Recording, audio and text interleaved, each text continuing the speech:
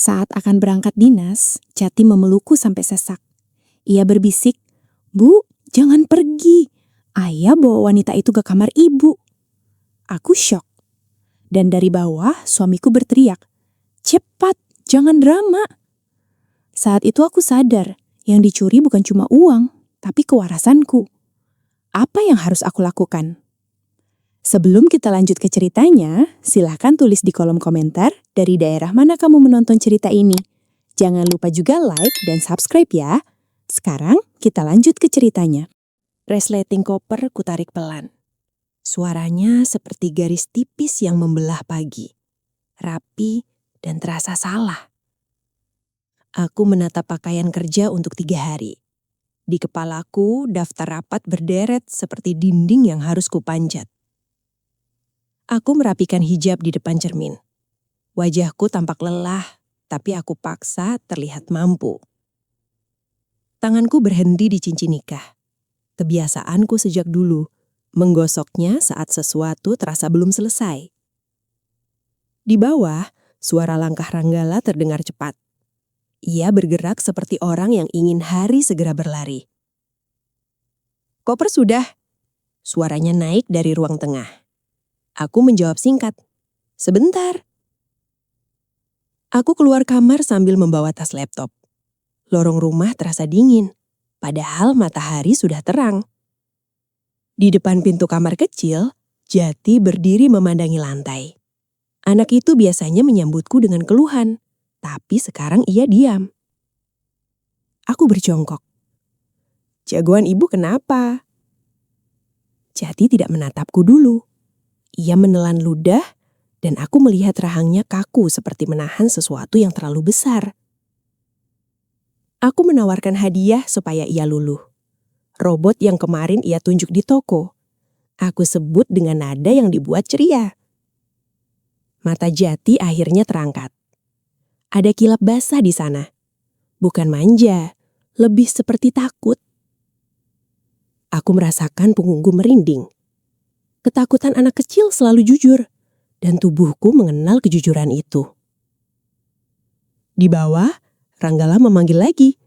Kali ini terdengar jengkel, seperti orang yang tak suka rencananya diganggu. Aku menahan nafas dan menurunkan suaraku. "Ibu cuma 3 hari." Jati maju tiba-tiba dan memeluk leherku. Pelukannya terlalu erat, seperti ia mencoba menahan tubuhku agar tidak pergi. Dadaku tertekan. Aku membalas pelukannya, mengusap punggungnya. Tapi pikiranku sudah tak tenang. "Jadi sakit?" Aku berbisik. Ia menggeleng cepat, hampir panik. Ia mendekatkan bibirnya ke telingaku. Nafasnya hangat dan bergetar. "Bu, jangan pergi," katanya. Aku hendak menenangkan, tapi kalimat berikutnya membuat dunia berhenti. "Ayah punya pacar," bisiknya. Aku membeku, seolah rumah ini tiba-tiba kehilangan udara. Aku menarik Jati sedikit menjauh, menatap wajahnya. "Kamu dengar dari siapa, Nak?" Jati menggeleng, lalu menempel lagi, seperti takut ada dinding yang bisa mendengar. "Kalau ibu dinas, ayah bawa dia ke rumah, masuk kamar ibu." Tenggorokanku kering. Kamar kami, tempat aku menaruh pakaian bersih, tempat aku percaya. Dia buka lemari, lanjut Jati. Suaranya pecah. "Ambil uang ibu yang di kotak kayu." Kepalaku seperti dipukul pelan. Kotak kayu Jati, uang darurat yang selama ini kukira hilang entah kemana. Ingatan melompat ke beberapa bulan terakhir. Uang berkurang sedikit demi sedikit, lalu tiba-tiba lenyap banyak. Waktu itu, aku menuduh Bu Sarmini, ART yang sudah lama bekerja, yang menangis sampai dadanya sesak saat aku memintanya pergi. Aku ingat Ranggala yang paling keras. "Siapa lagi? Di rumah cuma kita," katanya dulu. Tegas, terlalu tegas. Sekarang di pelukan anakku, rasanya seperti menelan arang. Aku telah mengusir orang yang tidak bersalah. Jati menyeka matanya dengan punggung tangan. Ayah suruh aku diam. Ku kencangkan pelukanku. Di kepalaku, satu pertanyaan muncul tajam, lalu menancap. Kenapa harus mengancam anak? Kalau hanya pacar, kenapa butuh ketakutan seperti ini? Jati melanjutkan, suaranya hampir tak terdengar. Ayah bilang kalau aku cerita, ibu sedih, terus pergi ninggalin Jati. Aku menutup mata sebentar. Nafasku gemetar satu kali. Lalu ku tahan. Aku tidak boleh menangis sekarang. Air mataku akan jadi alarm bagi rumah ini. Jati anak hebat, bisikku. Aku usap pipinya sekali, cukup supaya ia merasa aman. Di bawah, klakson terdengar. Suara itu menekan, seperti hitungan mundur yang kasar. Ranggala memanggil lagi, lebih dekat. Aku bisa membayangkan ia sudah di kaki tangga, menunggu aku turun. Aku berdiri pelan sambil merapikan hijab. Tanganku terasa dingin, tapi kepalaku justru jernih. Ada 2 jalan di depanku. Pergi seperti biasa dan membiarkan rumah ini jadi panggung mereka. Atau tinggal, menatap orang yang kupanggil suami, sambil menyembunyikan fakta bahwa aku sudah tahu. Aku menatap koper hitam di kamar. Benda itu mendadak terasa seperti simbol kepercayaan yang dipakai orang lain untuk mencuri. Aku kembali menatap Jati. Anak itu berdiri kaku, menunggu aku memutuskan nasibnya. Dengar, kataku pelan, menekan kata-kata agar stabil. Mulai sekarang, apapun yang terjadi, kamu ikut ibu. Jati mengangguk cepat. Matanya memohon, seperti ia baru berani bernafas. Langkah Ranggala terdengar di tangga. Aku bisa membayangkan ia sudah di kaki tangga, menunggu aku turun. Aku berdiri pelan sambil merapikan hijab. Tanganku terasa dingin, tapi kepalaku justru jernih. Kalau aku turun sekarang, aku harus jadi perempuan yang sakit. Tapi sebelum sandiwara dimulai, aku perlu satu hal. Aku perlu tahu seberapa dalam kebohongan ini sudah menggali rumahku dan apa yang akan mereka lakukan jika aku menghalangi. Aku berhenti. Ayo Davina. Suara Ranggala memantul dari bawah, seperti mengetuk pintu yang tak kelihatan. Aku menuruni tangga pelan. Tangan kiriku memegang pegangan, tangan kanan memijat pelipis, seolah dunia benar-benar berputar. Di anak tangga terakhir, aku sengaja membuat lututku lepas. Bahuku menyentuh dinding. Napasku kubuat pendek. Ranggala bergerak cepat menangkap lenganku. Sentuhannya hangat, tapi rasanya seperti sarung tangan yang menyembunyikan duri. "Kamu kenapa?" tanyanya. Aku menahan diri agar wajahku tidak menunjukkan jijik. "Kepalaku pusing banget, Mas," ucapku lirih. Kayak muter, vertigoku kambuh. Ada sepersekian detik yang nyaris tak kelihatan.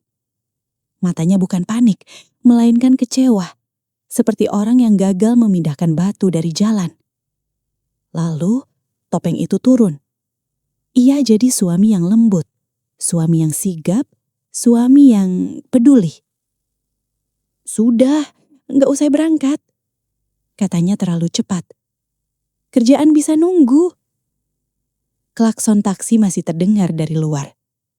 Aku membiarkan suara itu menjadi saksi bahwa rencana orang lain baru saja tersandung.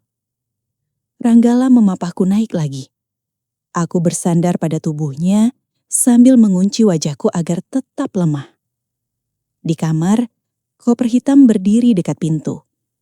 Aku memandangnya seperti melihat seseorang yang baru saja dikhianati, tapi belum tahu caranya marah. "Biar aku telepon kantor kamu," Ranggala menawarkan. Di kalimat itu, aku mendengar keinginannya untuk mengendalikan narasi. "Jangan, Mas," kataku cepat, lalu melembutkan nada. "Aku aja yang email nanti, Mas." Ia mengangguk, tapi matanya gelisah, seperti ada janji di luar rumah yang baru saja tertunda. Aku rebahkan tubuh di ranjang. Spraynya bersih, tapi pikiranku sudah memandangnya kotor. Ranggala membawakan air putih. Ia duduk di tepi ranjang, menatapku seperti memeriksa apakah kebohonganku rapi. "Minum dulu," katanya. Aku meneguk sedikit. Cukup untuk meyakinkan. Hening turun. Hening yang biasanya damai, kini terasa seperti ruangan yang menyimpan rekaman. Aku memikirkan Jati. Aku sudah menyuruhnya mengunci pintu kamar, dan anak itu menurut tanpa banyak tanya. Ranggala meraih ponselnya di saku. Gerakannya kecil, tapi nadanya keras di kepalaku. Aku butuh ia merasa aman. Aku butuh ia percaya bahwa sandiwara ini hanya sakit biasa. "Mas," ucapku pelan. "Aku ke kamar mandi dulu."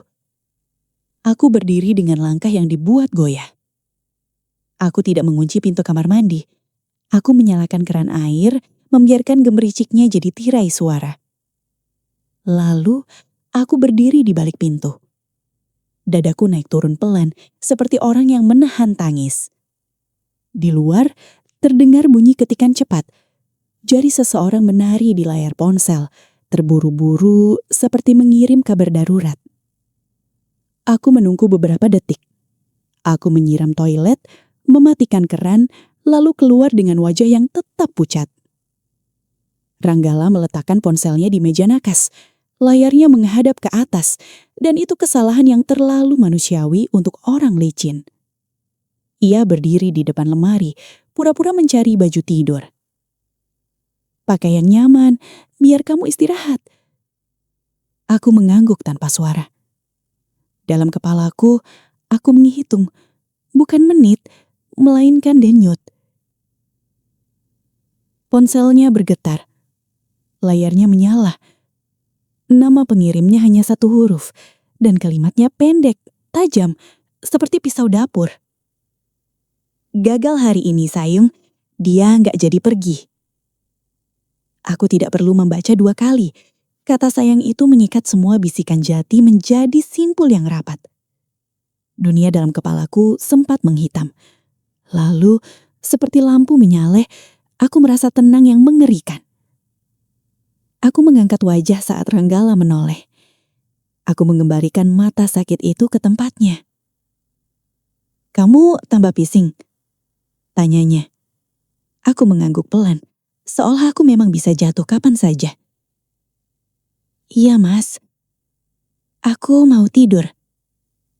Ia mendekat, mengecup keningku. Aku membeku, bukan karena cinta, tapi karena belajar menahan reaksi. Ranggala keluar kamar sebentar untuk mengurus taksi. Aku mendengar pintu depan terbuka, lalu suara luar yang menjauh. Aku tidak langsung bergerak. Aku menunggu, seperti pemburu yang tahu mangsa kadang pura-pura pergi. Ketika rumah kembali sunyi, aku menarik napas panjang. Tanganku meremas ujung selimut dan cincin nikahku terasa dingin. Aku memikirkan Bu Sarmini yang dulu kupulangkan. Aku ingat wajahnya yang menunduk, kata-kata maafnya yang tak sempat kubalas. Aku memikirkan Jati yang dipaksa diam. Anak kecil itu memikul rahasia orang dewasa, dan rahasia itu hampir meremukkan tubuhnya. Dan aku memikirkan satu huruf di layar ponsel suamiku. Satu huruf yang bisa meruntuhkan rumah tangga, sekaligus menyelamatkan masa depan anakku. Untuk pertama kalinya, aku sadar, ini bukan hanya soal mendapatkan bukti. Ini soal memilih kapan aku harus menjadi manusia dan kapan aku harus menjadi pisau. Aku menutup mata, lalu membuka lagi. Dalam kepalaku, rencana mulai terbentuk. Bukan dari amarah, melainkan dari kebutuhan untuk bertahan. Jika mereka sudah punya jadwal, berarti mereka akan mencoba lagi. Pertanyaannya hanya satu, aku akan menunggu mereka mencuri, atau aku akan menyiapkan umpan yang lebih besar. Pagi belum benar-benar jadi siang saat aku membuka mata. Di kamar sebelah, bunyi kunci Jati terdengar kecil tapi tegas. Aku tidak langsung bangun dari ranjang. Aku menunggu, memastikan langkah Ranggala sudah meninggalkan rumah. Ketika pintu depan akhirnya menutup, aku menghitung sampai 10. 10 hitungan untuk memastikan ini bukan jebakan balik. Aku duduk, lalu menyeka wajah. Vertigo yang semalam kupelihara kutinggalkan di bantal. Ponselku kugenggam erat. Aku tidak lagi mencari keberanian, aku mencari urutan. Di layar, aku membuka catatan kecil yang kubuat semalam. Satu huruf di notifikasi itu masih seperti luka yang belum ditutup. Aku tahu, tanpa bukti yang rapi, aku hanya akan terdengar seperti istri yang panik. Dan orang seperti Ranggala selalu menang di ruang abu-abu. Telepon pertama kulakukan dengan suara rendah. Aku menghubungi pengacara keluarga, orang yang selama ini mengurus dokumen-dokumen penting. Aku tidak menceritakan semuanya dengan drama. Aku hanya mengalirkan fakta. Uang hilang, kotak kayu jati, dan ancaman pada anak. Kalau saya pasang kamera di kamar saya sendiri, aman? Tanyaku. Ada jeda di seberang, seperti seseorang menimbang kata. Ia menjawab dengan bahasa yang tidak menenangkan tapi jelas. Selama rumah dan ruangan itu milikku dan tujuannya melindungi aset, rekaman bisa jadi bukti. Aku menutup telepon tanpa mengucapkan terima kasih berlebihan. Tanganku tidak gemetar, tapi dadaku terasa sempit. Telepon kedua lebih dingin. Aku menghubungi jasa investigasi teknis yang pernah disebut rekan kantor. Aku meminta pemasangan kamera kecil dengan audio. 2 ruangan saja, kamar utama dan ruang kerja, tanpa sepengetahuan suamiku. Bisa disamarkan? Tanyaku. Mereka menyebut pilihan yang terdengar biasa, tapi mematikan. Jam digital, detektor asap, bingkai foto. Aku menyepakati jadwal paling aman. Rumah harus kosong beberapa jam, dan aku yang akan mengatur agar Ranggala keluar membawa Jati. Sebelum menutup, aku menambahkan permintaan terakhir. Aku butuh 1 kamar hotel sederhana dekat kompleks, untuk memantau langsung. Telepon berhenti, tapi kepalaku tidak.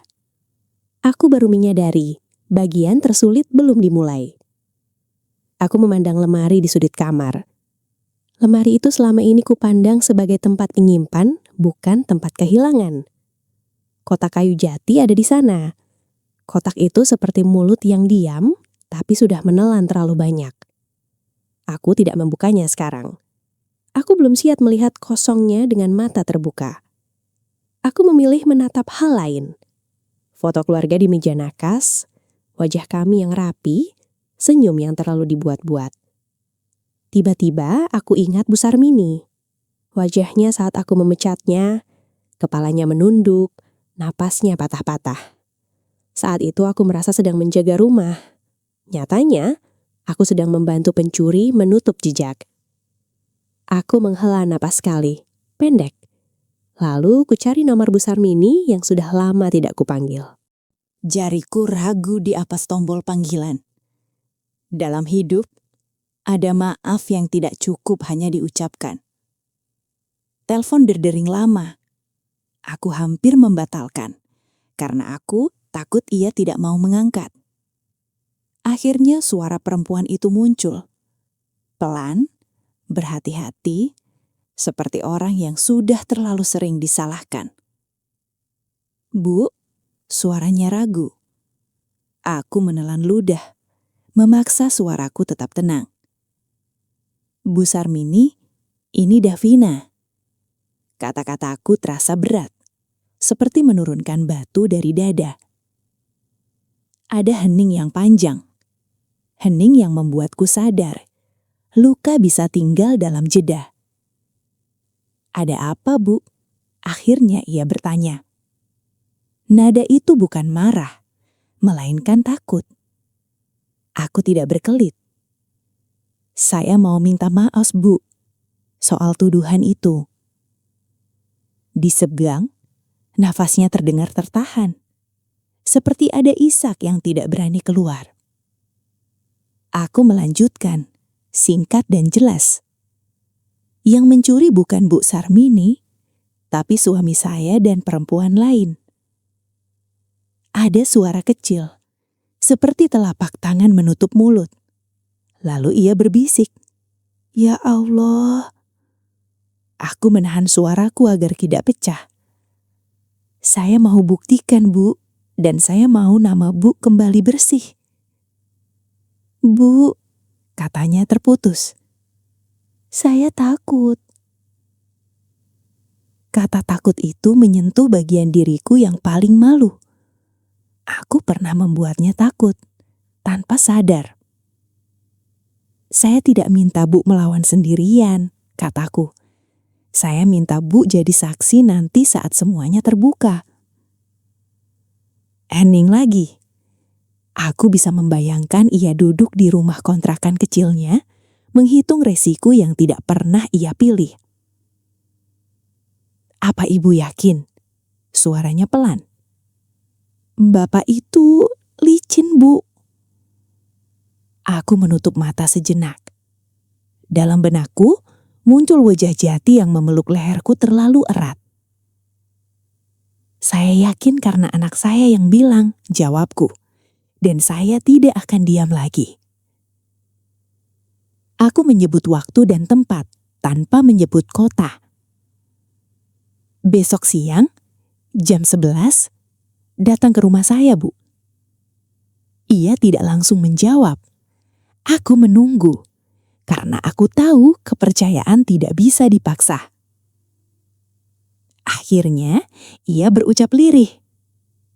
Baik, Bu, saya datang. Aku menghela nafas, tapi belum lega. Suara Bu Sarmini tiba-tiba berubah lebih kecil. Bu Davina, katanya, waktu saya diusir dulu, Bapak sempat bilang sesuatu. Aku menegang. Bilang apa, Bu? Ia menelan ludah. Kalau Ibu cari tahu, yang kena bukan saya, tapi Jati. Dingin merambat dari tengkuku. Ancaman itu membuat bisikan di lorong kemarin terasa jauh lebih masuk akal.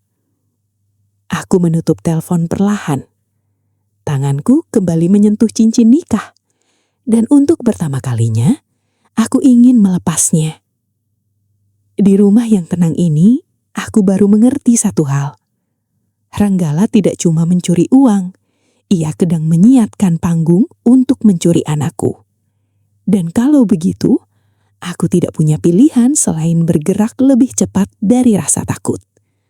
Pertanyaannya kini bukan apakah aku siap, tapi berapa banyak yang sanggup mereka lakukan sebelum aku menekan tombol rekam. Pagi itu aku bangun sebelum alarm. Aku duduk di tepi ranjang, mendengar rumah bernafas pelan seperti orang pura-pura tidur. Di dapur, Ranggala sudah rapi, kopinya wangi, gerakannya ringan. Terlalu ringan untuk seorang suami yang istrinya baru sakit keras kemarin. Aku sengaja membiarkan wajahku tampak pucat.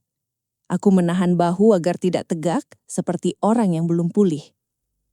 Mas, kataku pelan. Hari ini aku butuh rumah sepi. Ranggala menoleh, alisnya naik tipis. Ia menunggu alasan, karena orang seperti dia selalu butuh celah untuk menyetir.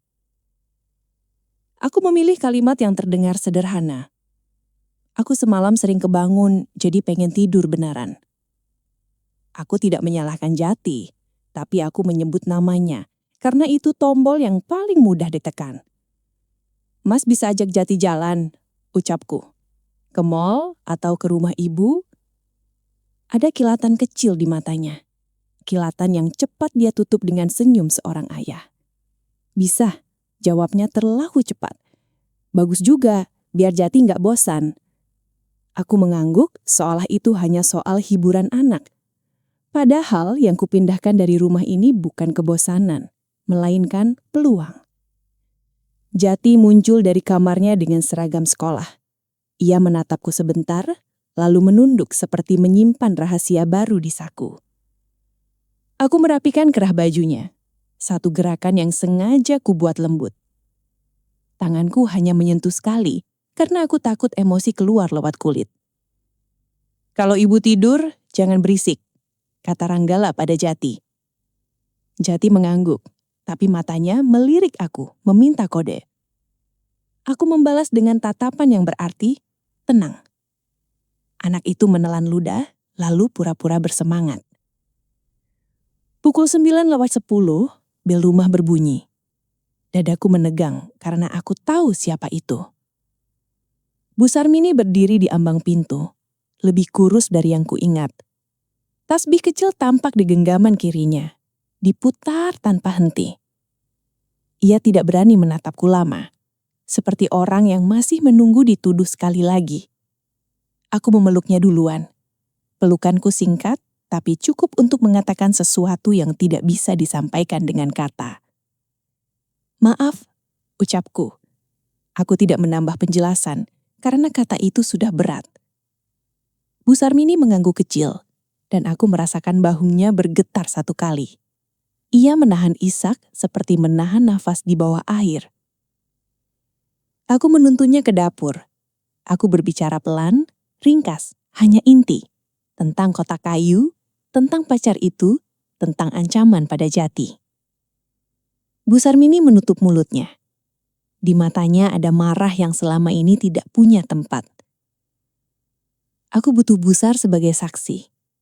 Biar nanti kalau mereka bilang aku gila, ada orang yang lihat kebenarannya. Bu Sar menatap tasbihnya, lalu menatap aku. Saya ikut, Bu, jawabnya lirih, seperti janji. Di lantai atas, tim teknis selesai menyiapkan akses pemantauan. Mereka menunjukkan layar ponselku, 4 kotak kecil yang menampilkan rumahku sendiri. Melihat ruang tamu dari sudut yang asing membuat perutku mulas. Rumah ini berubah jadi panggung, dan aku duduk di kursi sutradara yang tidak pernah kuminta. Setelah mereka pergi, aku naik ke kamar sendirian. Aku membuka lemari, menarik kotak Jati itu. Kosong. Kosongnya seperti tamparan yang tidak meninggalkan suara. Aku menutup kotak itu pelan. Tanganku sempat ragu. Lalu aku mengambil tas kerja dari sudut ruangan. Di dalamnya ada uang tunai yang baru kutarik kemarin. 5 gepok, rapi, merah, dan terlalu mudah membuat manusia lupa diri. Aku memotret nomor seri lembar teratas dari tiap gepok. Satu persatu, tanpa tergesa, seperti orang menghafal wajah pelaku. Uang itu kutaruh kembali ke kotak kayu. Kotak itu kuposisikan seperti biasa pada tempat yang Ranggala tahu. Saat kotak masuk ke lemari, aku mendengar sesuatu yang membuatku berhenti. Bunyi langkah di garasi, lebih cepat dari jadwal. Aku menegang, lalu menatap jam digital di nakas. Angkanya normal, tapi tiba-tiba aku sadar Ranggala sering melihat jam itu sebelum tidur. Aku menelan ludah. Kalau dia peka, dia bisa mencium perubahan. Suara pintu depan terbuka. Tawa Jati terdengar. Dibuat-buat tapi cukup keras untuk menipu telinga ayahnya. Ayo, Bu.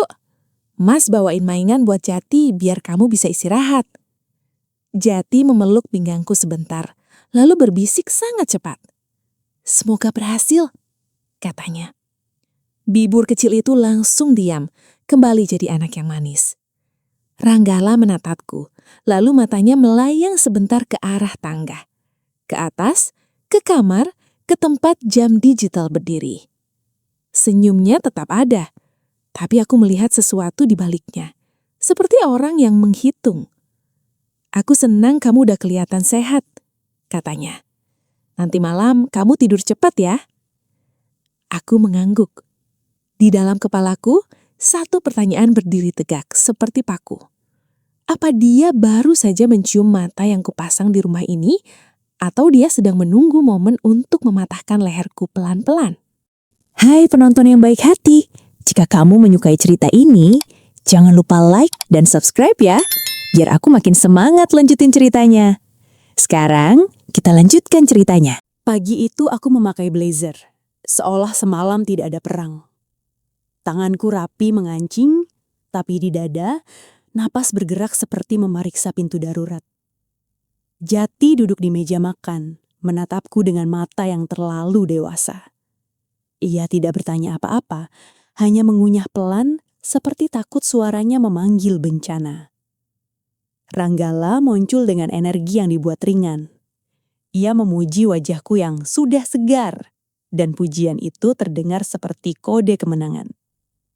Aku menyuap Jati terakhir kali, lalu menyeka sudut bibirnya. Satu sentuhan singkat, karena aku tidak ingin tangis jatuh pada pagi yang harus rapi. Aku harus berangkat hari ini, kataku. Kalimat itu kusebut seperti berita cuaca, bukan seperti umpan. Ranggala mendegang sepersekian detik, lalu senyumnya mekar. Aku melihatnya. Jelas, senyum itu bukan lega. Itu laparnya orang yang jadwalnya kembali hidup. Kok mendadak? Ia bertanya, tapi matanya sudah menjawab. Ada kilat cepat di sana, seperti pintu yang terbuka di dalam kepalanya. Aku memberi alasan yang tidak bisa ditantang. Klien cuma bisa hari ini, jadwal dimajukan. Ranggala hampir tercedak kopinya. Lalu ia tertawa kecil, menutup gugupnya dengan suara yang dibuat santai. Ya sudah, katanya. Mas antar ke bandara. Aku ingin menolak, tapi menolak akan mengundang tanya, dan tanya adalah pintu untuk kecurigaan. Baik, jawabku, pelan. Di kepalaku aku menyusun rute seperti menyusun napas. Sebelum berangkat, aku memeluk Jati di dekat pintu. Pelukannya tidak seerat kemarin, tapi cukup untuk mengingatkan bahwa tubuh kecil inilah yang kupertaruhkan. Jati menempelkan bibirnya ke bahuku, nyaris tanpa suara. Hati-hati, Bu.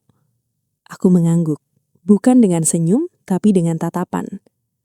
Tatapan yang bilang, ibu tidak pergi, ibu sedang bekerja.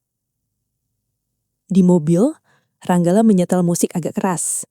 Ia mengetuk setir 3 kali, lalu diam. Seolah itu kebiasaannya mengunci gugup. Nanti berapa lama? Ia bertanya. Suaranya lembut, tapi ujungnya tajam. 3 hari 2 malam, jawabku. Angka itu kuberi sengaja, karena aku tahu mereka suka waktu yang longgar. Ranggala mengangguk pelan. Ia menatap jalan, tapi pikirannya seperti sudah berada di rumah. Aku memandang keluar jendela. Setiap papan reklame terasa seperti orang asing yang ikut menjadi saksi. Saat kami tiba, udara di area keberangkatan panas dan ramai. Aku menarik koper hitamku, roda-rodanya berderit seperti mengeluh. Ranggala mengangkat koper itu dari bagasi lalu berjalan bersamaku. Ia bahkan mengantar sampai dekat pintu. Terlalu setia untuk seorang pengkhianat. Mas tunggu sampai kamu masuk, katanya. Biar aku tenang. Aku menahan senyum pahit. Tenang yang ia maksud bukan keselamatanku, melainkan kepastian bahwa rumah benar-benar kosong. Aku melangkah masuk, menahan diri untuk tidak menoleh. Aku ingin melihat wajahnya saat aku menghilang, tapi aku tidak boleh memberi kenikmatan itu pada diriku. Aku berjalan lurus melewati antrian check-in. Langkahku stabil seperti perempuan yang patuh pada jadwal. Di dalam tas, ponselku bergetar 1 kali. Pesan singkat masuk dari tim teknis. Mereka sudah bersiap. Aku berbelok ke koridor yang menghubungkan area keberangkatan dan kedatangan. Jalur ini tidak ramai, seperti lorong rahasia untuk orang yang ingin menghapus jejak. Di toilet besar dekat kedatangan, aku masuk ke bilik.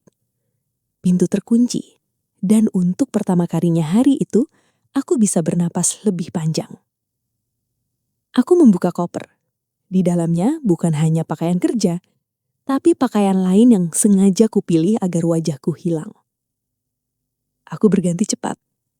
Hijab instan gelap, kacamata besar, masker, dan gamis sederhana yang tidak mengundang perhatian. 5 menit. Davina yang tadi diantar suami seolah lenyap, diganti perempuan biasa yang bisa lewat tanpa diingat. Aku keluar toilet, menuruni arus orang yang baru datang. Langkahku tidak tergesa, karena tergesa itu bunyi. Di luar, aku memesan kendaraan lewat akun yang tidak terkait dengan namaku. Aku menyebut tujuan, hotel sederhana yang tidak mencolok. Sepanjang perjalanan, aku membuka aplikasi pemantauan. Layar ponselku terbagi menjadi 4 kotak, dan rumahku tampak seperti rumah orang lain. Ruang tamu kosong, ruang kerja kosong, kamar utama kosong. Jam digital tetap menunjukkan waktu seperti biasa. Aku memeriksa jam. Ranggala seharusnya sudah dalam perjalanan pulang. Di hotel, aku tidak lama di lobi. Aku langsung naik menuju kamar yang sudah disiapkan untuk pantau. Bu Sarmini sudah ada di sana, duduk kaku dengan tasbih di tangan. Ia menatap layar seperti menatap pengadilan yang akan menentukan hidupnya. Aku duduk di sampingnya tanpa banyak kata. Di ruangan yang kecil itu, udara terasa sempit oleh hal yang belum terjadi. Menit berlalu. Aku mendengar detak jam di kepalaku lebih keras daripada suara AC. Lalu, di layar ruang tamu, pintu depan bergerak. Kunci diputar, dan rumahku seperti membuka mulutnya sendiri. Ranggala masuk dengan kemeja masih rapi, wajahnya cerah. Ia melempar kunci ke meja dan bersiul pelan seolah dunia baru saja memberi hadiah. Ia meraih ponsel dan menekan nomor tanpa ragu. Bu Sarmini menahan napas dan aku merasakan jari-jariku dingin di lutut. "Halo sayang," suara Ranggala terdengar samar dari audio kamera. "Aman, pesawatnya sudah terbang." Aku tidak berkedip. Kalimat itu jatuh di ruangan hotel seperti batu. Dan aku tahu setelah ini pintu berikutnya akan terbuka. Bel rumah berbunyi di layar. Suaranya kecil dari speaker laptop. Tapi menghantam dada seperti pukulan tertahan. Ranggala berhenti bersiul lalu tersenyum lebar. Senyum yang biasanya ia simpan untuk pulang kerja, kini ia berikan pada pintu. Aku menelan ludah, menahan bahu agar tetap turun. Bu Sarmini memutar tasbih lebih cepat, tanpa sadar. Pintu terbuka. Seorang perempuan masuk dengan langkah yang yakin, seolah rumah itu sudah menunggu namanya. Rambutnya dicat terang dan gaunnya merah menyala. Warna itu seperti tanda bahaya yang sengaja dipasang di ruang tamuku. Mereka berpelukan terlalu dekat, terlalu lama. Aku memalingkan mata sesaat, bukan karena lemah, tapi karena tubuhku menolak menghafal adegan itu. Aku kembali menatap layar saat mereka berpisah. Fiona menilai ruangan, menatap sofa, dinding, dan sudut-sudut rumah seperti menghitung. Ia berkata sesuatu tentang akhirnya bebas. Ranggala tertawa, lalu mengingatkan soal ART harian yang bisa datang. Nama Bu Sarmini disebut Samilalu, bukan sebagai manusia, tapi seperti benda yang mengganggu pemandangan. Bu Sarmini di sampingku menutup mulut, menahan napas. Aku merasakan amarahnya seperti panas kecil di udara. Fiona duduk di sofa, menyilangkan kaki. Ia bicara cepat, bukan tentang cinta, tapi tentang waktu. Ia menuntut Ranggala menceraikanku. Ia tidak mau jadi yang kedua, katanya. Seperti status itu satu-satunya agama. Ranggala menenangkannya dengan kalimat manis yang terdengar terlatih. Ia mengatakan rencana mereka sedang berjalan. Dan kemarin, sakitku bisa jadi senjata. Aku merapatkan jari di pangkuan. Di dalam kepala, satu pintu terbuka. Jadi sakitku bukan kebetulan, melainkan bahan. Mereka membicarakan membuatku stres dan jatuh. Kata-kata itu tidak keras, tapi rata, seperti orang membahas proyek. Bukan membuat Davina sedih. Yang mereka sebut adalah membuat Davina tidak kompeten. Aku merasakan tengkukku dingin, seolah seseorang meletakkan es tepat di titik yang paling rapuh. Fiona menatap sekeliling lagi. Ia menyebut ingin tinggal di rumah ini, ingin membuang barang-barangku, bahkan menunjuk hiasan dinding seakan itu sampah. Ranggala mengiyakan dengan ringan. Ringan yang membuatku sadar, ia sudah lama melatih ketidaksopanannya. Aku mencoba mengingat napas. Satu tarikan, satu hembusan, agar aku tidak meledak sebelum waktunya. Fiona lalu berubah gelisah. Ia berdiri, bukan untuk memeluk tapi untuk mencari. Ia menagih uang Uang yang katanya kusimpan di rumah. Uang yang menjadi gaji kotor mereka. Ranggala menertawakan cara bicaranya. Ia membanggakan diri, berkata ia sudah mengambil jauh lebih banyak dariku selama berbulan-bulan. Bu Sarmini mengeluarkan suara tertahan, seperti ujung tangis yang tersangkut. Aku menyentuh punggungnya sekali, tanpa menoleh. Sentuhan itu bukan penghiburan manis. Itu tanda bahwa aku mendengar, dan aku tidak akan mundur. Fiona menyebutku sapi perah. Kata itu menyangkut di udara. Kotor, tapi jujur tentang cara mereka memandang. Dadaku terasa sesak satu kali. Lalu sesak itu berubah jadi ruang kosong yang rapih tempat pikiranku bekerja. Aku mengingat berapa jam aku lembur. Aku mengingat berapa kali aku pulang membawa oleh-oleh untuk mereka. Berharap rumah terasa hangat. Di layar, Ranggala membenarkan penghinaan itu. Ia berkata, untuk apa punya istri kaya kalau tidak dimanfaatkan? Aku menatap wajahnya di layar, dan untuk pertama kalinya, aku melihatnya benar-benar asing. Seorang pria yang meniru suamiku dengan sangat meyakinkan. Fiona tidak puas dengan kata-kata. Ia ingin melihat, ingin memegang. Ayo, intinya, tunjukkan di mana hartanya. Ranggala mengangguk seperti pelayan yang melayani majikan baru. Mereka mulai naik tangga. Tangan Fiona melingkar di pinggang Ranggala. Tawa mereka naik satu tingkat demi satu tingkat. Di kamar hotel, Bu Sarmini memejamkan mata sejenak. Tasbihnya berhenti lalu bergerak lagi, lebih pelan. Aku tidak memejamkan mata. Aku justru mendekat ke layar, seperti orang yang sedang membaca surat vonis. Pak yang membantu teknis kemarin pernah berkata bukti selingkuh sudah cukup. Tapi aku tahu, aku butuh bukti yang lebih gelap. Aku butuh momen saat mereka mengambil uang itu. Aku butuh alasan yang tidak bisa dipelintir. Di layar, kamera kamar utama menyala. Pintu terbuka dan kamar yang kucuci spraynya sendiri itu menerima mereka tanpa bisa menolak. Di atas meja nakas, foto pernikahan terlihat. Bingkai itu tegak, seperti pura-pura tidak tahu apa yang akan terjadi. Fiona melangkah mendekati foto itu. Tangannya menyentuh kaca, lalu ia menyeringai kecil. Ia mengatakan ia tidak suka wajahku di kamar itu. Ranggala menjawab singkat, seolah itu keputusan belanja. Bingkai foto dibuka. Kertas fotoku dikeluarkan, diremas lalu dilempar ke tempat sampah. Aku merasakan sesuatu jatuh di dalam diriku. Bukan air mata, tapi ilusi terakhir. Bu Sarmini menutup mulut lagi. Di ujung napasnya, aku mendengar doa yang putus-putus. Ranggala berjalan menuju lemari besar. Lemari yang menyimpan bajuku, jilbabku, dan kotak bonjatiku itu. Fiona menggeser bajuku dengan ujung jari, jijik yang dibuat elegan. Ia bicara soal menyumbangkan semuanya, seolah itu sedekah atas hidupku. Ranggala berjongkok.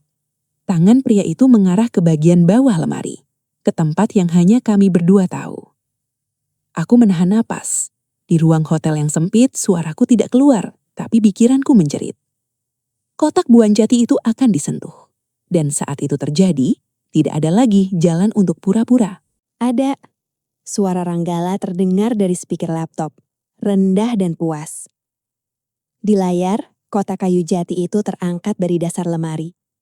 Seolah ia bukan benda, melainkan bagian tubuhku yang dipaksa keluar. Aku mencondongkan badan. Kursi hotel berderit halus, seperti ikut menahan napas. Bu Sarmini tidak bicara.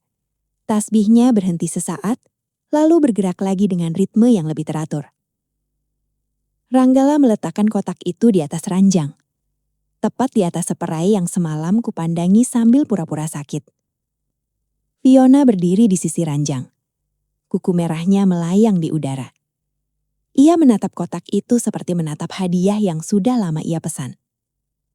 Ayo, katanya singkat. Suaranya bukan meminta, melainkan memerintah. Ranggala hanya tersenyum. Ia duduk di tepi ranjangku, seperti raja yang menunggu upeti. Penutup kotak dibuka. Dalamnya terlihat rapi. 5 gepok uang merah yang sengaja kususun seperti umpan. Fiona mengeluarkan suara kecil, nyaris seperti tawa. Matanya berbinar dengan cara yang membuatku mual. Ini banyak, katanya. Ia mengangkat satu gepok seolah ingin memastikan beratnya nyata. 50 juta, jawab Ranggala, bangga. Ia mengucapkannya seperti angka itu hasil keringatnya sendiri. Aku memejamkan mata sepersekian detik. Di dalam gelap itu, aku mengingat nomor seri yang kupotret satu persatu. Aku membuka mata lagi. Kini aku menatap tangan mereka, bukan wajah mereka. Fiona menghamburkan uang itu ke ranjang. Lembar-lembar merah jatuh di atas putih. Seperti darah yang dipaksa terlihat indah. Ia merebahkan diri di atasnya. Aku menahan diri untuk tidak memalingkan wajah lagi. Aku tidak boleh kehilangan detik. Detik adalah satu-satunya yang mereka tidak bisa curi. Ini baru sebagian kecil, kata Ranggala. Ia menatap langit-langit kamar, santai seperti sedang berhayal di rumah sewa. Sebagian kecil, Fiona mendadak lebih tajam, lebih perhitungan. Ranggala tertawa kecil. Aku sudah nguras kotak itu pelan-pelan, berbulan-bulan. Kalimat itu jatuh ke telinga Bu Sarmini seperti pecahan kaca. Aku melihat bibirnya bergerak tanpa suara, entah doa atau kutuk. Kemarin aku cek kosong, lanjut Ranggala. Aku tahu dia bakal isi lagi sebelum pergi. Aku menelan ludah. Ia hafal pola amanku, dan itulah yang paling memalukan. Fiona tertawa. Istri kamu gampang banget ditebak. Ranggala membenarkan dengan nada sombong. Ia menyebut aku terlalu percaya, terlalu sibuk kerja, terlalu sibuk jadi ibu. Kata-kata itu tidak membuatku hancur. Kata-kata itu membuatku paham rutenya. Mereka bukan hanya menikmati pengkhianatan. Mereka memetakan kelemahanku seperti memetakan jalan keluar. Fiona merapikan uang, lalu memasukkannya ke tas. Tangannya cekatan, seperti sudah sering latihan. Ayo kita ambil lagi besok, katanya. Nunggu dia dinas lagi, kita ambil lagi. Ranggala mengeleng. Senyumnya berubah tipis, lebih dingin. Itu kelamaan, katanya. Aku punya rencana yang lebih cepat. Aku merasakan nafas tertahan di paru-paruku. Bu Sarmini menekan tasbihnya kuat sekali, sampai buku jarinya memutih. Fiona menatapnya, tertarik. Rencana apa? Ranggala menepuk uang yang masih berceceran. Ini cuma tunai, recehan. Ia menyebut aset terbesarku. Rekening, deposito, investasi, warisan yang selama ini kupikir aman karena atas namaku. Semua atas nama dia, kata Ranggala. Warisan dari bapaknya. Fiona mengerutkan dahi. Kalau hilang, dia pasti sadar. Ranggala tersenyum kecil. Dia nggak akan lapor. Aku membeku. Kalimat itu terlalu percaya diri untuk seorang pencuri biasa. Kenapa? Tanya Fiona. Nada suaranya berubah, lebih waspada. Karena kita bikin seolah dia yang habisin, jawab Ranggala. Kita bikin dia kelihatan depresi dan boros. Aku merasakan tengkuku kembali dingin. Ini bukan sekedar mencuri, ini membunuh reputasi. Fiona diam sesaat. Ia menimbang, bukan moral, tapi resiko. Gimana caranya? Akhirnya ia bertanya. Dan aku tahu, ketika seseorang bertanya begitu, mereka sudah setengah setuju. Ranggala meraih ponselnya di meja nakas. Ia mengangkatnya seperti kunci. Aku punya akses, katanya pelan. Dia terlalu percaya, semua password dia pernah kasih. Aku ingin tertawa pahit. Aku memang pernah menyerahkan kunci, karena aku pikir rumah tangga adalah tim. Fiona menatap sekeliling kamar, lalu kembali pada Ranggala. Tapi bukti pengeluaran? Ranggala menjawab singkat, seperti sudah ada di catatan. Ia akan membuat transaksi kecil, rutin, menciptakan jejak, sampai hilangnya uang tampak wajar. Kita tambahin satu dorongan lagi, katanya. Suaranya menurun, seperti rahasia yang tidak pantas disebut keras. Aku melihat Bu Sarmini menegakkan punggung. Ia seperti merasakan bahaya sebelum kata itu keluar. Fiona mencondong ke badan. Dorongan apa? Ranggala tersenyum. Senyum yang membuatku ingin merobek foto pernikahan itu sendiri. Obat penenang, katanya. Sedikit aja, biar dia linglung. Bu Sarmini mengeluarkan nafas tajam. Ia menutup mulut dengan telapak tangan, Mata melebar. Aku tidak bergerak. Tubuhku seperti berubah jadi batu yang mendengar semuanya. Ranggala melanjutkan. Singkat, tapi cukup. Ia menyebut dokter, catatan, dan cara membuat orang lain percaya bahwa aku butuh bantuan. Fiona tertawa kecil, seperti geli pada ide itu. Kalau orang udah percaya kamu gila, semuanya gampang. Aku menggigit bagian dalam pipiku. Rasa asin muncul, dan itu membuatku tetap sadar. Di layar, Ranggala merapikan uang terakhir. Ia menutup kotak kayu lalu mengembalikannya ke lemari. Seolah ia baru menutup mudut korban. Aku menatap kotak itu sampai ia hilang dari kamera. Kotak itu tidak lagi sekedar tempat uang. Kotak itu sekarang adalah bukti bahwa mereka berani menyentuh kepalaku. Mereka ingin mengubah aku jadi cerita buruk di mulut orang. Aku menoleh ke Bu Sarmini. Wajahnya pucat, tapi matanya menyala. Marah yang akhirnya punya alamat. "Bu," ia berbisik. Suaranya serak. Kalau sampai Jati, aku mengangguk sekali. Gerak kecil, tapi di dalamnya ada keputusan yang keras. Aku meraih ponselku. Jempolku membuka daftar kontak, berhenti pada nama Yusnita. Aku belum menekan panggilan. Aku hanya menatap layar itu, mendengar kalimat Ranggala bergaung lagi. Obat penenang. Kalau aku terlambat satu langkah saja, bukan uang yang hilang duluan. Yang hilang adalah suaraku sebagai ibu. Dan saat itu terjadi, siapa yang akan percaya bisikan seorang perempuan yang mereka sudah cap gila? Bu, saya butuh ibu sekarang. Suaraku terdengar tenang, tapi di dalam dada ada bunyi yang berlari. Di seberang, Yusnita tidak langsung menjawab. Aku bisa membayangkan ia menutup televisi, merapatkan mukena, lalu memasang wajah siap menilai. "Ada apa, Davina?" Namaku diucapkan seperti catatan, bukan pelukan. "Ada darurat keluarga," kataku. Saya takut ini menyentuh Jati. Kata Jati membuat nafasnya berubah. Ia masih dingin, tapi dinginnya retak sedikit. "Kamu di mana?" tanyanya. Aku memilih jawaban yang memaksa ia bergerak tanpa memberi ruang gosip. "Di rumah?" Bohongku pelan. "Tolong datang, Bu, sekarang." Ia mendesah. "Jangan bikin ribut, Davina." Kalimat itu menancap. Bahkan sebelum tahu apapun, ia sudah lebih takut pada suara luar daripada luka dalam.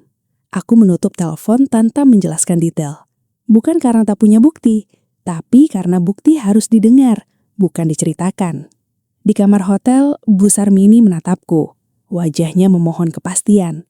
Seolah hidupnya menunggu kata, "Mulai." "Kita pulang," kataku. 2 kata. Dan rasanya seperti melangkah ke tepi jurang. Aku tidak membawa koper. Aku hanya membawa ponsel, 1 flash disk kecil dan nafas yang kubagi jadi potongan-potongan pendek. Di perjalanan, aku menatap layar ponselku.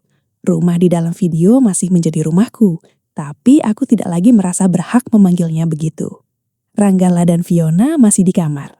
Uang yang mereka hamburkan sudah masuk tas, dan tawa mereka turun jadi bisik. Aku memeriksa jam. Waktu berjalan seperti pisau yang diasah pelan. Kalau Jati pulang duluan, semuanya bisa berubah. Aku tidak akan mengizinkan anak itu melihat ayahnya sebagai predator di depan mata. Aku turun di ujung blok, bukan di depan rumah. Aku berjalan memutar, melewati pagar-pagar yang sama yang dulu kupuji dana aman. Kunci cadangan ada di dompetku. Aku memegangnya kuat, seolah benda kecil itu bisa menahan badai.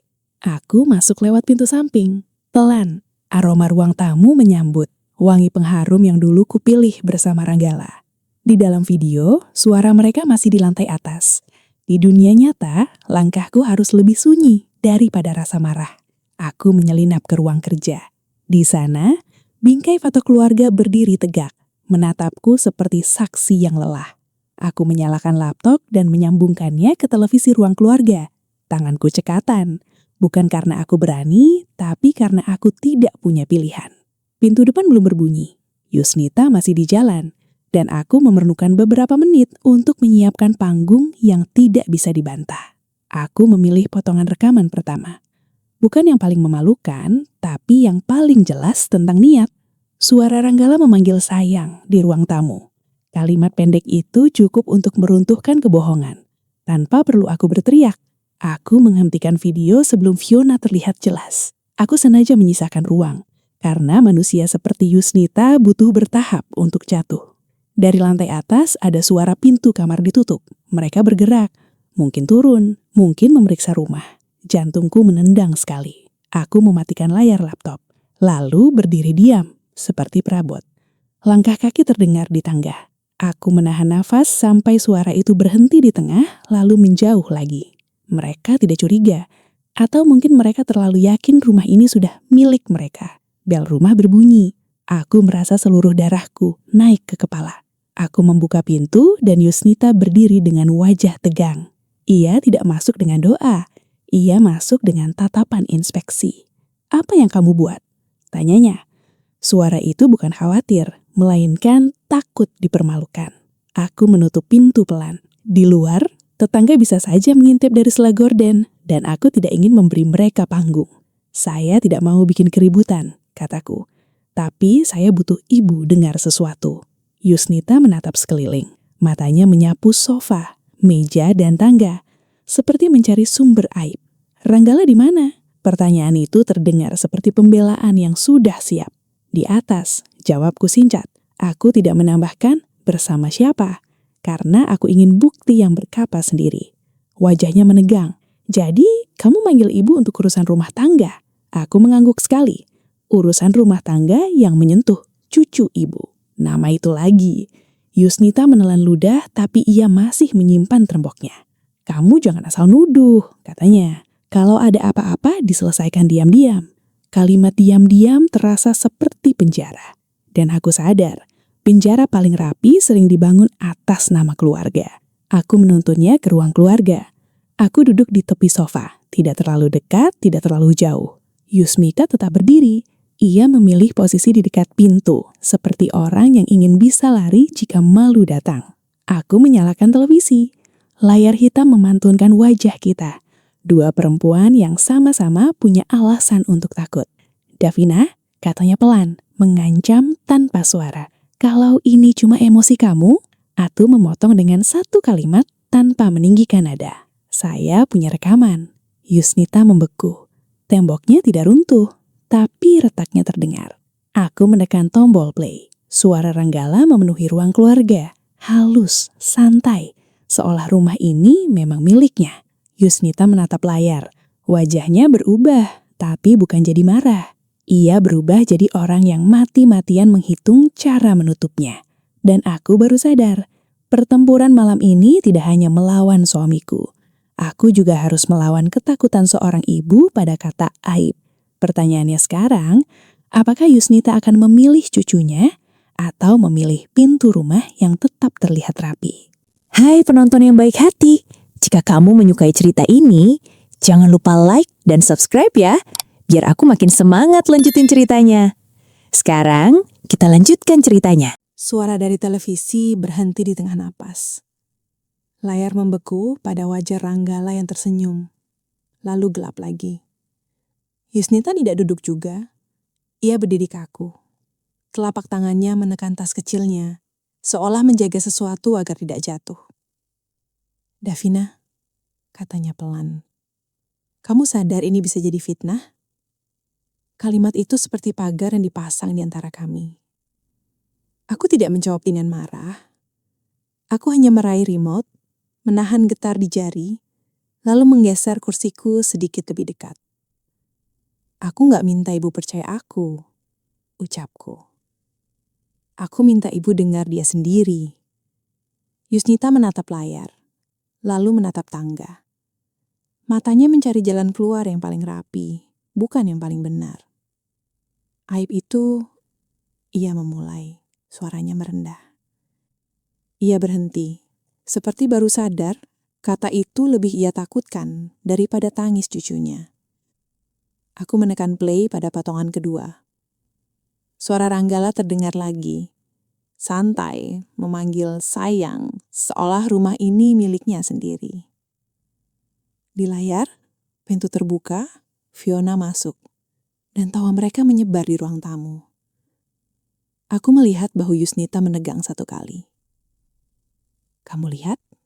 Aku berbisik, lebih pada diriku. Dia bahkan gak sembunyi. Yusnita mengangkat telapak tangan, meminta video dihentikan. "Cukup Davina, cukup," katanya. Tapi suaranya tidak terdengar yakin. Aku menghentikan video sebelum adegan terlalu lama. Aku tahu, kalau ku biarkan, ia akan mengubah jijiknya menjadi pembelaan. "Ibu bisa marah soal pelakor," kataku, napas pendek. "Tapi ini bukan cuma soal pelakor." Yusnita menyipit. "Lalu apa?" tanyanya. Dan untuk pertama kalinya, ada retak ingin tahu di suaranya. Aku memutar potongan lain, lebih singkat. Suara Fiona menghina, menyebut Bu Sarmini seperti benda yang mengganggu. Yusnita mengerjap cepat. Ia tidak kenal Bu Sarmini dekat, tapi ia paham istilah dihina selalu berujung cerita tetangga. Aku matikan lagi. Aku tidak memberi kesempatan pada malu untuk mengambil alih. "Ibu ingat waktu Bu Sarmini diusir?" tanyaku lirih. Aku ikut mengusir karena aku percaya Ranggala. Mulut Yusnita terbuka sedikit, lalu menutup. Ia menghela napas, seperti orang yang menahan kalimat, "Kamu juga salah." Aku mengangguk, mengakui tanpa meminta pengampunan. "Ya, aku salah," kataku. "Tapi aku sedang memperbaiki." Di luar, suara motor lewat lalu menghilang. Aku menatap jam dinding, menghitung waktu sebelum Jati pulang. 2 jam lagi Jati selesai sekolah, ucapku pelan. Kalau ibu mau menutup ini, tutup setelah dengar yang terakhir. Yusnita menegakkan punggung. Kata sekolah dan pulang mengubah posisinya, seolah ia baru ingat peran paling tua. "Putar," katanya akhirnya. Suaranya seperti perintah, tapi matanya seperti takut. Aku menekan play pada potongan ketiga. Di layar kamar, kotak Jati Duta berada di atas ranjang, dan uang merah berceceran. Yusnita menutup mulut. Ia tidak menjerit, tapi napasnya putus, seperti seseorang baru ditampar tanpa tangan. "Uang siapa itu?" Ia bertanya cepat. Kali ini bukan tentang aib, tapi tentang dosa. "Uangku," jawabku singkat. "Uang yang hilang berbulan-bulan dan aku sempat menuduh orang lain." Yusnita menatap layar lagi, lalu menatapku. Aku melihat sesuatu di wajahnya, kemarahan yang mencari alamat. Video berlanjut. Suara Ranggala membahayakan diri, mengaku menguras kotak itu perlahan. "Kurang ajar," Yusnita berbisik. Tangannya gemetar, tapi ia masih memegang diri seperti menahan pintu agar tidak terbuka. Aku menghentikan video sebelum ia sempat menawar-nawar alasan. Aku menggeser file terakhir, yang selama ini kutahan seperti pedang. "Davina," Yusnita memanggil namaku pelan. "Davina, kamu mau bawa ini kemana?" Aku menatapnya, lalu menatap tangga. Ke tempat yang gak bisa dia putar balik. Tapi aku butuh ibu. Yusnita tertawa kecil yang pahit. "Kamu butuh ibu atau kamu butuh saksi?" katanya, menusuk dan berteriak. Aku menerima tusukan itu tanpa melawan. Ya, aku butuh dua-duanya. Karena dia akan bilang aku gila. Kata gila membuat Yusnita membeku. Seperti ia teringat sesuatu. Mungkin gosip lama tentang perempuan yang banyak pikiran. Aku menekan play. Suara Ranggala terdengar lebih dingin, menyebut rekening, investasi, dan cara membuatku terlihat boros. Yusnita menatap layar tanpa berkedip. Rahangnya mengeras, seperti orang yang sedang menelan batu. Lalu kalimat itu muncul, pelan namun jelas. Ranggala menyebut obat penenang, menyebut membuatku linglung supaya orang percaya aku tidak stabil. Yusnita tersentak seolah listrik merambat dari tulang ke tulang. Tasnya pelan jatuh ke lantai, dan bunyinya terdengar seperti palu hakim. Aku tidak mematikan video. Aku biarkan kata-kata itu berdiri, karena inilah batas yang tidak bisa ditutup dengan selimut aib. Ranggala menyebut langkah lanjutan. Ia bicara tentang catatan, dokter, dan membuat orang menganggap aku butuh bantuan. Yusnita menelan ludah keras. Ia menatap aku, dan untuk pertama kalinya, matanya bukan menilai, melindungi. Lalu kalimat terakhir menutup semuanya. Ranggala menyebut hak asuh penuh, menyebut Jati sebagai bagian dari rencana, bukan sebagai anak.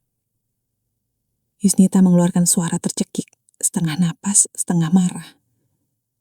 Tangannya terangkat bukan ke wajahku, tapi ke udara, seperti ingin menampar suara. Matikan, katanya. Aku mematikan, dan ruang keluarga langsung terasa seperti ruang sidang tanpa hakim. Yusnita menatap tangga lama sekali. Dalam diam itu, aku melihat ia sedang memilih antara dua hal. Anaknya atau cucunya. Kamu, suaranya pecah sedikit, lalu kembali tegas. Kamu jangan pulangin Jati ke rumah ini dulu. Aku mengangguk. Aku tidak menanyakan bagaimana ia tahu langkah itu, karena naluri ibu selalu lebih cepat dari rencana. Yusnita mengambil ponselnya. Cemaring yang menekan nomor Ranggala tanpa beragu. Kali ini bukan untuk membela. Ranggala, katanya dengan suara rendah yang membuat udara menegang. Turun, sekarang. Dari atas ada suara langkah tergesa. Lantai kayu berderit, dan rumah ini seperti menahan napas bersama kami. Aku berdiri, bukan untuk lari, tapi untuk siap. Yusnita maju setengah langkah, berdiri di antara aku dan tangga. Pintu kamar di atas reduka keras. Lalu suara Ranggala terdengar, sedikit tertawa, masih merasa menang. Kenapa, Bu? Katanya dari anak tangga, sok santai. Aku menatap wajahnya yang muncul perlahan, dan aku bertanya dalam hati. Kalau ibunya sendiri sudah berdiri begini, apa yang akan ia lakukan untuk menyelamatkan dirinya? Ranggala turun setengah langkah, masih membawa senyum yang telat sadar. Di belakangnya, rumah seperti menahan suara. Kenapa, Bud? Tanyanya lagi. Nadanya manis, tapi matanya mencari celah di wajahku. Yusnita tidak menjawab dengan emosi meledak. Ia berdiri tegak di antara aku dan tangga, seperti pagar terakhir. Apa kamu pikir aku nggak dengar? Suaranya rendah. Kalimatnya pelan, tapi ujungnya tajam. Ranggala tertawa kecil, pura-pura bingung. Ia menatapku sebentar, lalu menatap ibunya, seperti meminta dibela. Davina lagi kumat, Bu, katanya. Dia suka berhayal kalau lagi capek. Aku merasakan cincin nikahku dingin di jari. Sekarang aku tahu, inilah pintu menuju rencana aku gila. Yusnita menoleh sedikit kepadaku. Matanya tidak lagi menilai, melainkan memastikan aku tetap berdiri. Kamu panggil ibumu kumat setelah rencana obat penenang, tanya Yusnita. Suaranya tidak meninggi, tapi lantai terasa bergetar. Ranggala berkedip cepat, senyumnya runtuh sebentar, lalu ia merapikannya lagi. Itu cuma omongan, katanya. Namanya juga bercanda sama Fiona. Nama itu keluar begitu saja. Dan untuk pertama kalinya, ia terlihat sadar ia salah menyebut. Dari lantai atas terdengar pintu berderit. Ada langkah yang berusaha ringan, seperti orang ingin hilang tanpa bunyi. Yusnita menegakkan dagu. Perempuan itu di rumah ini ya? Ranggala membuka mulut lalu menutup lagi. Ia memilih strategi yang lebih tua dari dusta. Aku bisa jelasin, katanya. Kita omongin pelan-pelan, jangan sampai tetangga dengar. Kata tetangga membuat Yusnita menegang satu kali. Tapi kali ini ia tidak tunduk pada rasa malu. Kamu pakai tetangga untuk nutup dosa, Rangga. Kamu pakai cucuku untuk nutup rencana. Aku melangkah maju setengah langkah. Udara di ruang keluarga terasa tipis, tapi aku memaksa nafasku tetap rapi. Aku meraih remote televisi dan menyalakan layar lagi. Aku memilih potongan yang paling dingin, bukan yang paling memalukan. Suara Ranggala sendiri memenuhi ruang. Ia menyebut password, menyebut pengeluaran palsu, menyebut obat penenang tanpa ragu. Ranggala di depan kami membeku. Wajahnya berubah pucat setipis kertas, lalu kembali mencari warna. Itu editan, katanya cepat. Dia bikin-bikin, Bu, demi harta. Aku hampir tersenyum. Bahkan sekarang, ia masih mencoba mencuriku dengan cara merampas kewarasanku. Yusnita bergerak satu langkah. Tangannya terangkat dan tamparan itu jatuh tidak keras. tapi tepat. Bunyi telapak tangan bertemu pipi terdengar lebih tegas daripada teriakan. Ranggala terpaku, seperti baru belajar arti kata ibu. "Jangan bawa-bawa harta," kata Yusnita. "Kamu sudah bawa-bawa cucuku." Ranggala menatap ibunya, mata merah karena malu, bukan menyesal. Ia mengusap pipinya, lalu menatapku dengan benci yang tak sempat disaring. Dari atas, Fiona muncul setengah badan di tangga. Rambutnya berantakan, tapi dagunya tetap sombong. "Aku cuma numpang," katanya, nyaris tertawa. "Lagi pula ini urusan kalian." Yusnita menoleh tajam.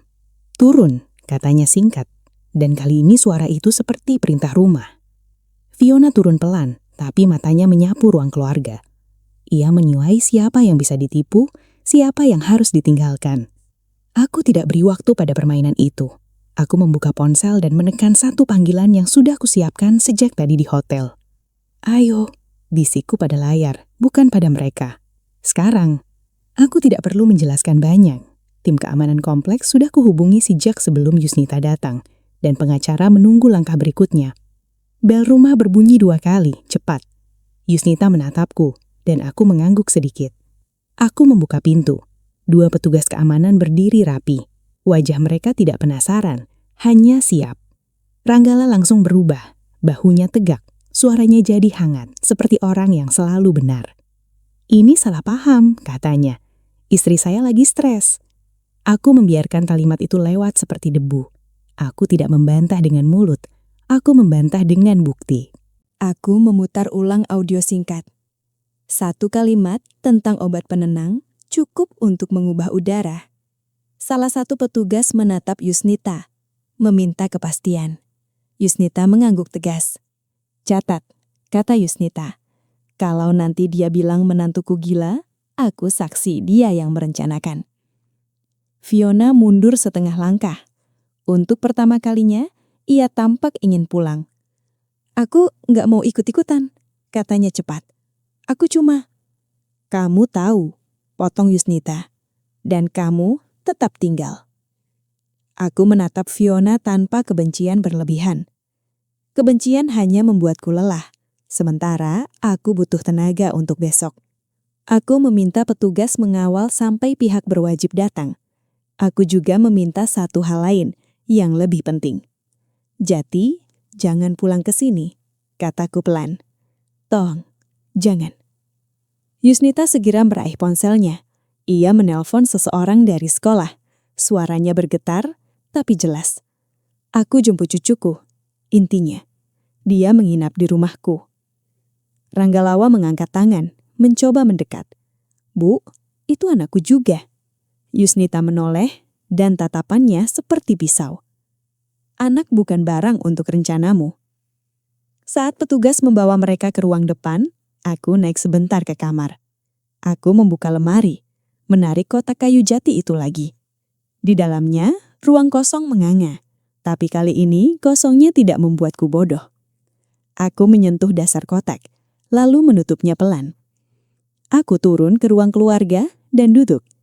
Di meja, bingkai foto keluarga masih miring sedikit, nyaris tak terlihat. Aku membetulkannya, lalu berhenti. Aku tidak menangisi foto. Aku hanya mengakui bahwa gambar bisa berakhir. Malam itu berakhir tanpa sorakan. Tidak ada kemenangan yang manis, hanya keputusan yang benar. Beberapa hari setelahnya, aku menyerahkan rekaman ke pengacara. Aku mengurus pemulihan nama Bu Sarmini, dan ia menangis tanpa suara saat menandatangani saksi. Aku tidak kembali ke rumah itu seperti dulu. Aku mengemasi barang seperlunya, lalu memilih tempat tinggal yang tidak penuh jejak. Jati bertanya pelan, sekali saja. "Bu, ayah marah sama kita." Aku mengusap kepala anakku 1 kali. "Ayah marah karena ketahuan, bukan karena kita salah." Pada malam-malam tertentu aku masih terbangun, seperti vertigo yang bukan lagi sandiwara. Tapi kini aku tahu cara berdiri. Aku menatap cincin nikah di jari, lalu melepasnya tanpa upacara. Logam kecil itu jatuh ke telapak tangan, dingin dan selesai. Di ruang tamu rumah baru, jam digital tetap menyala. Tidak ada kamera di dalamnya, hanya waktu yang berjalan biasa. Aku belajar satu hal yang pahit. Rumah paling berbahaya bukan yang gelap, tapi yang terlihat rapi saat menyimpan niat jahat. Dan kalau ada yang tersisa dariku malam itu bukan pernikahan. Yang tersisa adalah suaraku sebagai itu yang akhirnya tidak bisa mereka buat diam. Selesai. Sekarang tulis pendapatmu di komentar. Menurutmu, kapan menjaga nama baik keluarga berubah jadi menutupi kejahatan? Kami senang membaca bagaimana pendapatmu tentang cerita ini. Terima kasih sudah menonton, jangan lupa tinggalkan like, dan yang terpenting subscribe channel ini agar tidak ketinggalan cerita-cerita menarik lainnya.